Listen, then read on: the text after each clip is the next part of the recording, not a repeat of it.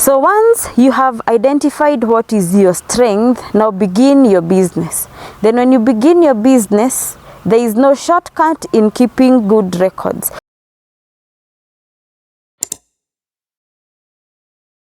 Hi everyone, my name is Victoria Mwangi. Welcome to the Quo Vadis YouTube channel. In this video we shall be talking about business. We shall be looking at what are the causes of business failure. We are looking at sources of funding for our businesses and an encouragement to our youth to start businesses and to take up businesses for a source of livelihood, even those in their formal employment. Victoria Mwangi is a trainer at the Nyeri National Polytechnic in the Business Studies Department. I am a business administration graduate, a major in accounting. I'm also a certified public accountant. I'm also a certified investment financial analyst, currently pursuing my master's in finance from Kenyatta University. Dear youths, business is the way to go as a source of livelihood and as a source of boosting our income for us to sustain the economy and to meet the SDG. Business is the way to go.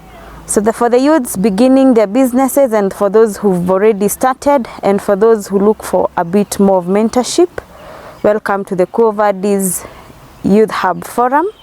And allow me to begin the session with looking at what are the possible sources of finance available for us in our businesses. The first source of finance, which is the most important, is the owner's capital. This is capital provided by the person beginning their business. So it is one of the most accessible source of finance that does not have a lot of restrictions coming with it. And this source of finance again does not have a lot of restrictions. So this calls us and calls upon youths to nurture the savings habit so that we're able to get owner's capital. The second most important source of capital is borrowing from friends, and this is where now our networks come into play so that we're able to get sources of funds from our networks. Another important source of finance for our businesses is borrowing from the banks and what we call overdraft facilities, just like we have our Fuliza limits. So that is another important source of fund. However, when we look at borrowing and when we look at debt finance, again we must borrow with caution. So before we borrow debt, it is important that you make sure that you have done your projections very well, that your business is profitable and you're able to repay the debt, that is the principal amount borrowed and the interest that comes with it. Otherwise, because of the nature of debt financing, sometimes can become addictive. So youths, it's also important that before we borrow with a reason and for a reason, and we must make sure that we have returns that are stable and we are sure that from the sales projections that we will get, we are able to sustain our debts. Otherwise, this can only be done if we are keeping proper books, or rather keeping proper recording of our transactions. So in our next module, we will look at how now again do we keep these proper books of accounts, or rather how do we do proper record keeping. So in our next module, we will have a classroom chart and we will see how we record, how do we differentiate our sources of income against our expenses, so that now we are well guided. That forms a basis for us whether can we borrow debt or is it risky to borrow debt at a particular period of time. Another important source of funding which is available for us is leasing. Leasing mostly comes into play with assets. Instead of purchasing an asset, you can lease an asset for a particular period of time. If you're leasing it for a short period of time, we call that an operating lease. But if you're using it for a long period of time, that we call it a finance lease. So finance leases are available. So let's not shy away from leasing it as a source of funding for our businesses, especially in terms of our fixed assets. And another source of finance which we can use to fund our business is what we call venture capital. So venture capital, though not very popular with many people in the market, is provided by wealthy investors who fund businesses. So again, for you to be funded, this again calls for proper record keeping. So when we come back, we will be looking at record keeping. So we'll urge us to make sure that at least we subscribe to that YouTube channel so that we can see how do we keep proper books of record, because now for now we have our second source of finance that requires proper recording. We have mentioned of overdraft and debt, and now comes into play venture capitalist, because they will require that we have kept very good books of accounts. Then we have another source of finance that is from angel financing. Again, we also have other sources of fund apart from angel financing that also requires us to keep proper books of accounts. Generally, any borrowed money, everybody expects to see in detail that your business is making viable returns for it to be funded. So my good people, those are some of the popular sources of finance that we can use, including grants and donations, though sometimes hard to come by.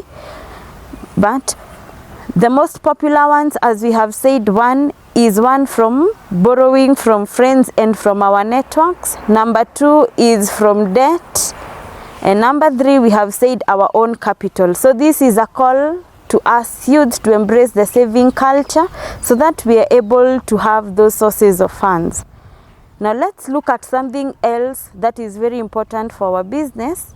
And this is now in terms of what are the things to look out for before you start, when you want to start a business. The first thing you need to do before you start any business is to do your due diligence in the area of business that you will want to venture into. So do a lot of background check, and in background check there are 3 things that are important for you to check before you want to venture in any business. Number 1 is sourcing. Where will I get my raw materials for the product that I wish to introduce in the market? Because if you do it wrong on sourcing, trust me, you will not generate a lot of revenue in your business. The second thing you need to do when you're doing your due diligence is look at the legal restrictions that exist in the country. One, in terms of legislations, how do you register your business so that you do it right from the beginning. Things like taxation. So in our next modules we will look at how do we now pay our taxes, so that we stand guided, so that we don't lose in our businesses for that. The next thing you need to do your due diligence on is in terms of market. What is your internal and what is your external market before you begin any source of business? So the first thing we've said before you want to venture in any source of business is do your due diligence. One, you do your due diligence on sourcing. Do you have the sources of your raw material? What is the lead time? What is the time it takes for that raw material to get into your business? What are the interruptions likely to come into play, so that you are well guided and you are well prepared before you do any business. Now once you've gathered all the information from the market, the second thing now you should do is also now look at your own strengths and abilities. From your own strengths, we are looking at what are you passionate in and what is your strength in the market. So the people who are very well talented in music, when they start a business in the music career industry, they are likely to flourish. Why? Because the stamina to be excellent is already in them, because that is their passion. So dear members, before you join any business, make sure that is where your strength and that is where your passion is in. The next thing you're supposed to do is identify mentors and identify other people who have succeeded in your business. And by mentors, you're looking at, in the line of business that you wish to venture in, how have others done it, and what are some of the pitfalls they have had, and how have they conquered that, so that it prepares you for the field that you're likely to venture into. Because sometimes businesses have its phases. Sometimes we have the boom phases in the businesses, and sometimes it sinks into depression. So you need the stamina to keep you motivated during a depression period, so that When it gets hard, you don't again go closing your business because you experienced a one-day loss. So once you have identified what is your strength, now begin your business. Then when you begin your business, there is no shortcut in keeping good records. So keep records of all your sources of income, keep record on all sources of your expenses, so that now you're able to track, are you getting a profit or are you getting a loss? Then engage experts in our businesses. So that is, occasionally have experts review your books, have experts giving you expert opinion in terms of our businesses, so that they guide us. Now, having said that, it's also important for us now to look at, for me to venture into a business, what are some of the traits that I need as a person to be a good entrepreneur, for me to start a business that will kick off. The first thing which we cannot ignore is having a vision. Remember, we said that when you want to begin a business, the first thing you need to do is do your due diligence, and number 2, soul search and identify your strengths and your passion. So once you have identified your passion, have a vision. In this particular period of time, what do I want to accomplish? What do I want to do with this business? And why am I even starting this business? Because vision is everything. Vision defines your attitude in your business. There is something that guides me as a person, and it is the principles of an eagle. And one principle of an eagle is that eagles don't mix with sparrows and ravens. And by this, when you start your business, you must remember that for you to be a visionary leader and for you to be a visionary business person, you cannot mix with ravens and sparrows. And the ravens and sparrows of a business are the people who keep telling you that you cannot do well in your business. These are the people who don't motivate you to be in business. These are your ravens and these are your sparrows. For you to succeed in your business, the first point is have a vision, have the right attitude. In fact, if you look at the lion, which is the king of the jungle again, the lion is not only the king of the jungle, but if you look at the lion, it is not the smartest animal. Again, it is not the biggest animal, but when it looks at its prey, it sees food. So this is now the new attitude for all business owners. When you look at your business, what do you see from your business? Do you see success? Do you see growth and prosperity? If you see that in your business and if you see that in your hustle, then you're on the right track. Then that attitude will keep you growing. The second thing and the second most important trait that you need to have is confidence. Confidence when you're approaching your customers. Confidence when you're pitching to your clients. Confidence is everything. Again, it is also pegged on our attitude. Again, communication. Communication both orally and written. How do we communicate with our clients? When we are out of stock, how do we communicate so that we still keep to being the market leaders? Again, for us to be successful in our businesses, we need to be innovative. So for us to be innovative, then it calls us as business persons then to keep looking at the new trends that are happening in the market, to identify with the new trends, to bring them and pull them into our businesses, so that our business is that business that every customer wants to walk into. Again, the next important trait of a business person is integrity, integrity, and integrity.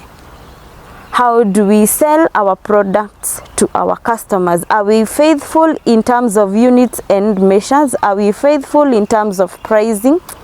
Are we faithful in terms of giving them back their change? Because integrity now sets aside a good business from a bad business. So for you to venture into a business and remain at the top of it, integrity and character will keep us there at the top of the game. Finally, let us now look at what are some of the things that have made us now close businesses. Superior brands of businesses that have gone down. What are some of the things that have kept them out of business? What has pushed them out of business? Number one is lack of character. So once you begin your business, and all the traits we've been mentioning, you kick any of them out, you are surely now on your way to closing your business. So lack of integrity, lack of confidence, that is a sure way of you closing your business. Another reason as to why now people are closing their businesses now, again, is lack of due diligence, or you fail to do your market intelligence well before you begin any business. So if you do it wrongly in terms of legal restrictions, what does the government say in terms of the startup businesses? How are you supposed to obtain your licenses? You fail to obtain, you fail to pay your taxes in time, you fail to remit your taxes. That is a sure ticket to you closing your business. Another popular cause is mismanagement of finances. From the finances that we are getting, sometimes from the little profit or from the profit that we get from it, sometimes most of us are not able to plow it back into the business for it to grow. So then that mostly comes because we kept incorrect records.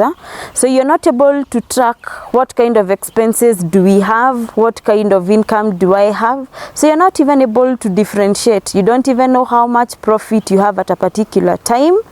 And by doing that, sometimes you will eat into all your profits without you realizing, because you keep very poor records. Another cause of our business failure in our market is lack of mentorship. So sometimes our business is going through a rough period. We are not patient in our businesses. We are not patient in what we are doing. And when you're not patient, just when you are about to now come to break even, you have already lost hope. You're no longer opening your business. So this is to call us to be a little bit more patient, seek the expert advice, so that you're able to know, do I need to change this line of business or not? Or what should I now do to inject more into my business for me to prosper? So thank you very much for being with us at the Youth Hub channel. Please subscribe, like and share. And prepare for our second module, so that now some of the things we've mentioned in terms of record keeping, our next module we look at how do we keep proper records, how do we now do proper businesses and the like. So thank you very much. Until next time, God bless you.